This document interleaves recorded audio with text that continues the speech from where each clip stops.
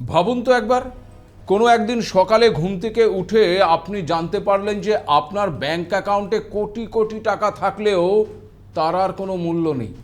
দেখলেন টাকা দিয়ে আর কিছুই কেনা যাচ্ছে না। ব্যাংক ব্যালেন্স আছে কিন্তু তার কোনো মূল্য নেই। টাকা আছে তো মূলত তা অর্থহীন। কি মনে হচ্ছে, এটা শুধুই কল্পনা নাকি ভবিষ্যতের পৃথিবীর ছবি?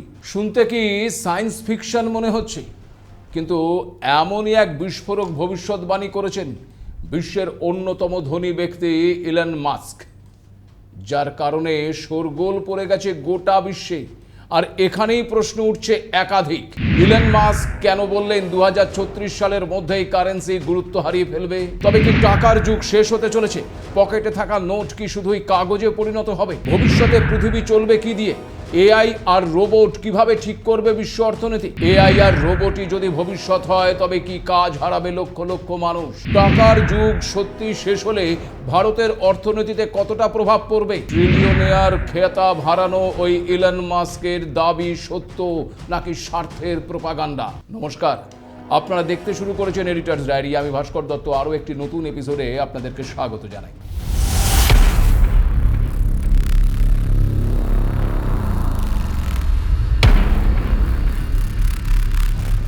শ্রী শ্রী রামকৃষ্ণদেব বলেছিলেন, টাকা মাটেই মাটি টাকা। কিন্তু টাকা ছাড়া আজকের পৃথিবী কল্পনাই করা যায় না। প্রতিদিনের কেনাকাটা থেকে শুরু করে ব্যবসা, বিনিয়োগ, সঞ্চয় সবকিছুকেই কেন্দ্র করে রয়েছে ওই কারেন্সি, তা টাকা হোক কিংবা ডলার। কিন্তু ধরুন যদি এমন একটা সময় আসে যখন এই টাকার গুরুত্বই আর আগের মতন না থাকে, যদি কৃত্রিম মেধা এবং রোবোটিক্স এতটাই উন্নত হয়ে যায় যে গোটা অর্থনীতির নিয়মই বদলে যায়।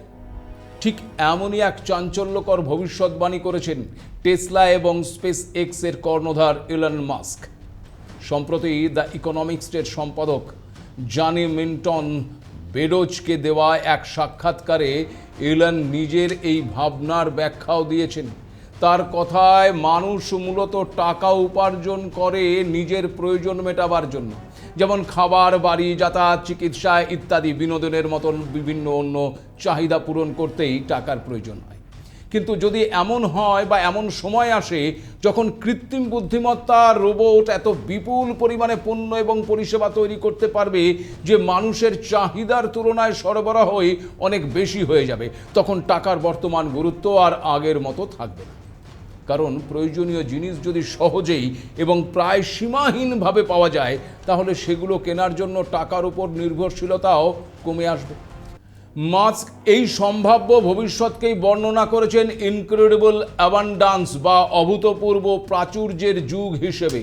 অর্থাৎ এমন একটা সময় আসবে যখন প্রযুক্তির অগ্রগতির কারণে উৎপাদন এতটাই বেড়ে যাবে যে অভাব নয়, বরং প্রাচুর্যই হয়ে উঠবে বিশ্বের নতুন বাস্তবতা।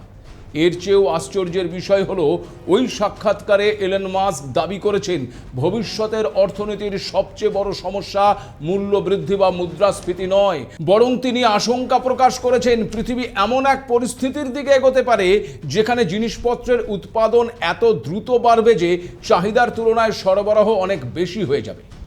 অর্থনীতির ভাষায় যাকে বলা হয় মুদ্রা সংকোচন বা ডিফ্লেশন। মাস্কের যুক্তি অনুযায়ী কৃত্রিম বুদ্ধিমত্তা এবং রোবট যদি প্রায় সব ক্ষেত্রেই বিপুল পরিমাণে উৎপাদন করতে পারে, তাহলে বাজারে পণ্য এবং পরিষেবার অভাবই থাকবে না, বরং এত বেশি সরবরাহ তৈরি হবে যে প্রচলিত অর্থনৈতিক নিয়মই বদলে যেতে পারে। তবে এই পরিবর্তন যে সহজ হবে না সেটাও আবার স্বীকার করেছেন তিনি। তার মতে এমনটা হলে বিশ্বজুড়ে সরকারগুলোর সামনে একটা বড় প্রশ্ন তৈরি হবে, মানুষের আয় এবং জীবনযাত্রার ভারসাম্য কিভাবে বজায় রাখা যায় তা নিয়ে। এই কারণে ভবিষ্যতে নাগরিকদের হাতে সরাসরি আর্থিক সহায়তা বা ওই ভাতা দেওয়ার মতো নীতি আরও গুরুত্বপূর্ণ হয়ে উঠতে পারে বলেই ইঙ্গিত দিয়েছেন ইলন মাস্ক। পাশাপাশি মাস্ক ওই সাক্ষাৎকারে আরও একটা ভয়াবহ ইঙ্গিত দিয়েছেন। মাস্কের মতে আগামী 5 বছরের মধ্যে এআই মানুষের সম্মিলিত বুদ্ধিমত্তাকে ছাড়িয়ে যাবে এবং 10 বছরের মধ্যে, অর্থাৎ ওই 2036 সালের মধ্যে মানুষ এআই এর ওপর থেকে নিয়ন্ত্রণ হারিয়ে ফেলবে। এলন মাস্কের মতে বুদ্ধিমান মানুষের সামনে ওই শিম্পাঞ্জিরা যেমন আজ পৃথিবীর নিয়ন্ত্রণ করতে আর পারে না, ঠিক তেমনই একটা সময় মানুষের চেয়েও বহুগুণ বেশি বুদ্ধিমান ডিজিটাল সুপার ইন্টেলিজেন্স তৈরি হলে মানুষের অবস্থানও বদলে যেতে পারে।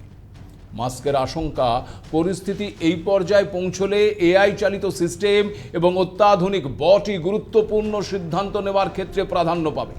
অর্থাৎ পৃথিবীর নিয়ন্ত্রণ পুরোপুরি মানুষের হাতে থাকবে এমন ধারণা আর বাস্তব নাও হতে পারে। তবে কৃত্রিম বুদ্ধিমত্তার ভবিষ্যৎ নিয়ে শুধু সম্ভাবনার কথাই বলেননি ইলান, দিয়েছেন বড় ধরনের একটা সতর্কবার্তা। তার মতে এআই যদি সঠিকভাবে নিয়ন্ত্রণ করা না যায় তাহলে এটি মানব জাতির জন্য গুরুতর ঝুঁকি তৈরি করতে পারে। এমনকি তার আশঙ্কা, ভবিষ্যতে এআই এর কারণে মানুষের অস্তিত্বই হুমকির মুখে পড়ার একটা সম্ভাবনা রয়েছে।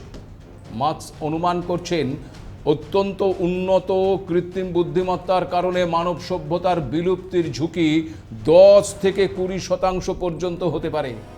তবে এই আশঙ্কা থাকা সত্ত্বেও তিনি প্রযুক্তির উন্নয়ন থামানোর পক্ষে নয়। আর মাস্কের এই সাক্ষাৎকার প্রকাশ্যে আসার পরেই তোলপাড় পড়ে গেছে বিশ্বজুড়ে। প্রশ্ন উঠছে, তবে কি কারেন্সি বা টাকার যুগ শেষ হতে চলেছে? পকেটে থাকা নোট কি শুধুই মাত্র এই কাগজে পরিণত হবে? দেখুন, আপনাদের আশ্বস্ত করে একটা বিষয় জানিয়ে রাখি, বিশ্বখ্যাত ধনকুবের এমন ভয়াবহ আশঙ্কার কথা প্রকাশ্যে জানালেও বিশ্বের একাধিক বিখ্যাত অর্থনীতিবিদ এবং প্রযুক্তি বিশেষজ্ঞদের মতে টাকার যুগ পুরোপুরি শেষ হওয়াটা অসম্ভব। বাস্তব অর্থনীতিতে কেন পকেটের নোট শুধু কাগজের টুকরোই পরিণত হবে না, তার নেপথ্যে কিন্তু একাধিক কারণও রয়েছে। প্রথমত, এআই বা রোবট যতই উন্নত হোক, তারা প্রাকৃতিক সম্পদের সীমাবদ্ধতা দূর করতে পারবে না। লিথিয়াম, কোবাল্ট, তামা, জল, জমি এবং বিদ্যুতের মতন সম্পদের প্রয়োজনটা কিন্তু থাকবে।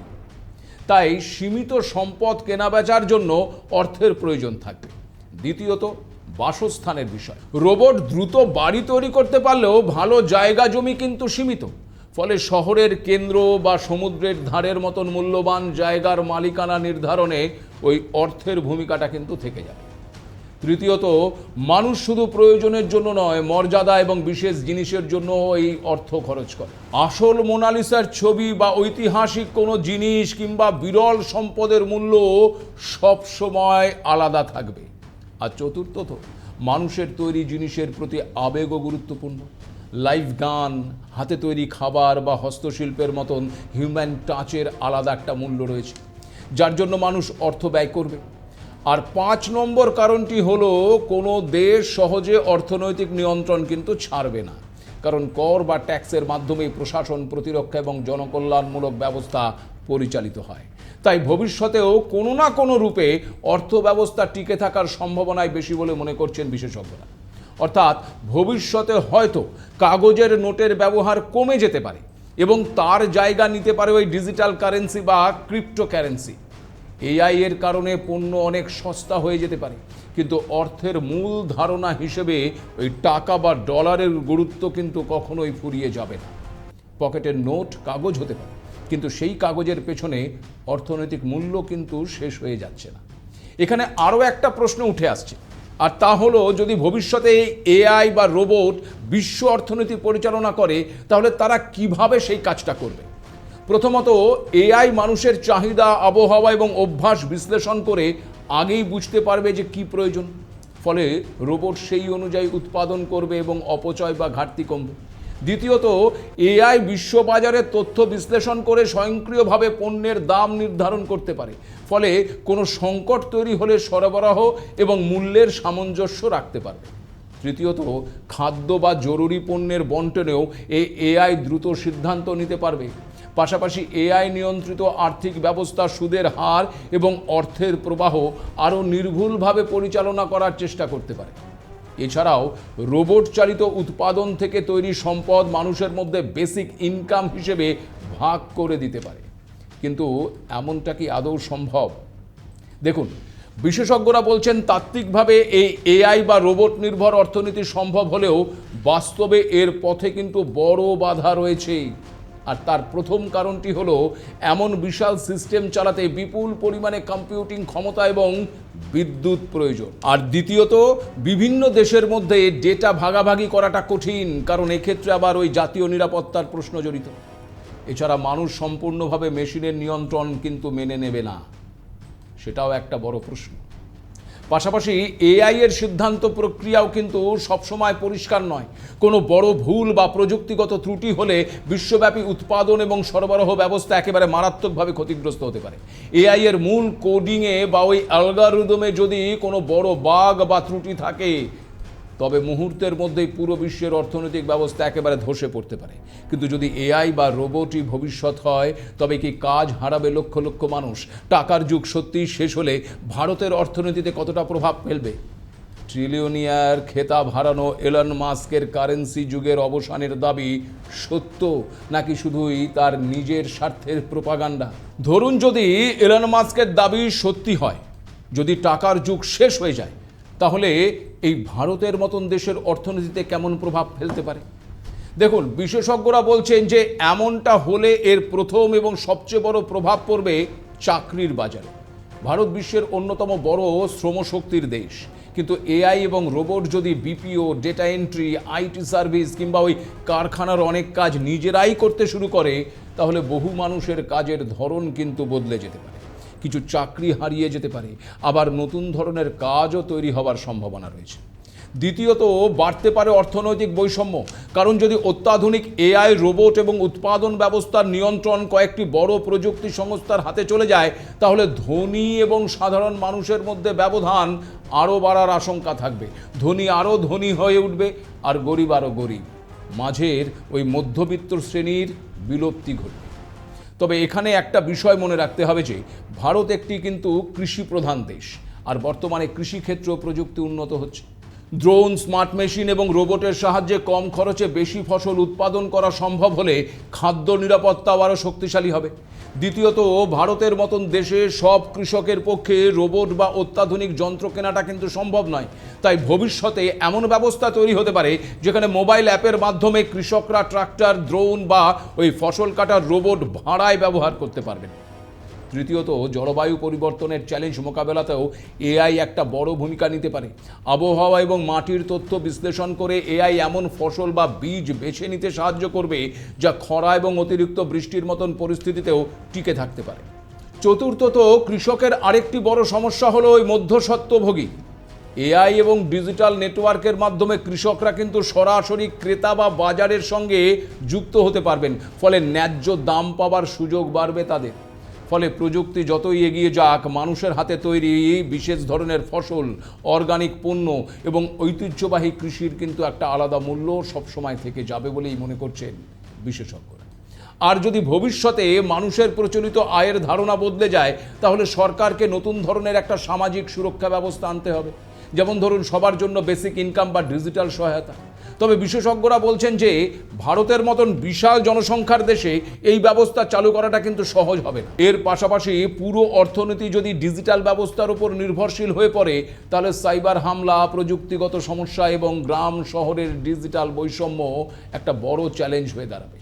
বিশেষজ্ঞদের মতে আগামী দিনে এআই ভারতের অর্থনীতিতে $1 ট্রিলিয়ন অবদান রাখতে পারে। তবে এর সুফল সবার কাছে পৌঁছানোটা একটা বড় পরীক্ষা। তাছাড়া ভারতের সামনে রয়েছে আবার ওই প্রযুক্তিগত পরিকাঠামোর চ্যালেঞ্জ। উন্নত ডেটা সেন্টার, কম্পিউটিং ক্ষমতা এবং নিজস্ব এআই প্রযুক্তি তৈরি করতে না পারলে বিদেশি সংস্থার কাছে নির্ভর হতে হবে। যদিও ভারতের প্রায় 4.5 লক্ষ কোটি টাকার আইটি সেক্টর এই এআই এর ধাক্কা সামলাতে ইতিমধ্যেই কিন্তু জোর কদমে প্রস্তুতি নিতে শুরু করেছে। তবে ভারতের মতন বৈচিত্র্যময় দেশে আরও একটা সমস্যা হয়ে দাঁড়াতে পারে এআই এর অপব্যবহার, যা সামাজিক অস্থিরতা তৈরি করে দিতে পারে। অন্যদিকে এই এআই এবং রোবটের অগ্রগতি যত দ্রুত এগোচ্ছে, ততই কিন্তু আশঙ্কা আবার তৈরি হচ্ছে মানুষের কাজ হারানোর।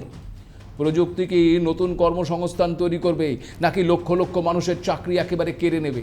কারণ দেখুন, একথা অস্বীকার করার কোনো জায়গা নেই যে data entry, customer support, accounting এবং আইনি নথিপত্র বিশ্লেষণের কাজ এই এআই অনেক দ্রুত এবং নির্ভুলভাবে করছে। ফলে অফিস এবং প্রশাসনিক কাজের সঙ্গে যুক্ত যারা, তাদের কাজ চলে যাওয়ার কিন্তু একটা আশঙ্কা তৈরি হচ্ছে। পাশাপাশি কারখানায় পণ্য সংযোজন, গুদামে মালপত্র সাজানো এবং চালকহীন গাড়ি বা ড্রোনের কারণে প্যাকেজিং এবং পরিবহনের সঙ্গে যুক্ত লক্ষ লক্ষ শ্রমিকের কাজ হারানোর একটা আশঙ্কাও কিন্তু দেখা দিয়েছে। এছাড়া জুনিয়র কোডার বা programmer, content writer, graphic designer এবং অনুবাদকের কাজের একটা বড় অংশও কিন্তু দেখা যাচ্ছে যে এই এআই নিজের নিয়ন্ত্রণে নিয়ে নিচ্ছে। অনেক ক্ষেত্রে এআই মানুষের মতন করে তথ্য বিশ্লেষণ করছে, সিদ্ধান্ত নিতে সাহায্য করছে এবং রোবট কঠিন এবং ঝুঁকিপূর্ণ কাজও সহজে করে ফেলছে। কারখানা, ব্যাংক, পরিবহন, স্বাস্থ্য পরিষেবা থেকে শুরু করে অফিসের নানা কাজেও প্রযুক্তির ব্যবহার দ্রুত বাড়ছে। ফলে আশঙ্কাটা তৈরি হয়েছে আগামী দিনে বহু প্রচলিত চাকরি হয়তো আর আগের মতো থাকবে না। এআই ও রোবট বিপ্লবের কারণে বিশ্বজুড়ে কোটি কোটি মানুষ তাদের বর্তমান কাজ বা চাকরি কিন্তু হারাবে। ওয়ার্ল্ড ইকোনমিক ফোরাম সহ বিভিন্ন আন্তর্জাতিক সংস্থার গবেষণা অনুযায়ী মানুষের করা বহু রুটিন মাফিক শারীরিক এবং বুদ্ধিবৃত্তিক কাজ পুরোপুরি স্বয়ংক্রিয় হয়ে যাবে। কিন্তু এর একটা আবার উল্টো দিকও রয়েছে। ইতিহাস সাক্ষী রয়েছে যে প্রতিটি শিল্প বিপ্লব কিছু না কিছু কাজের অবসান ঘটালেও নতুন আবার কর্মসংস্থানের দরজাও কিন্তু খুলে দিয়েছে। যেমন ধরুন, ঘোড়ার গাড়ির যুগ শেষ হলেও তৈরি হয়েছে আবার গাড়ি চালক, মেকানিক সহ নতুন অনেক পেশা। এআই বিপ্লবেও একই ধরনের পরিবর্তন কিন্তু আসতে পারে।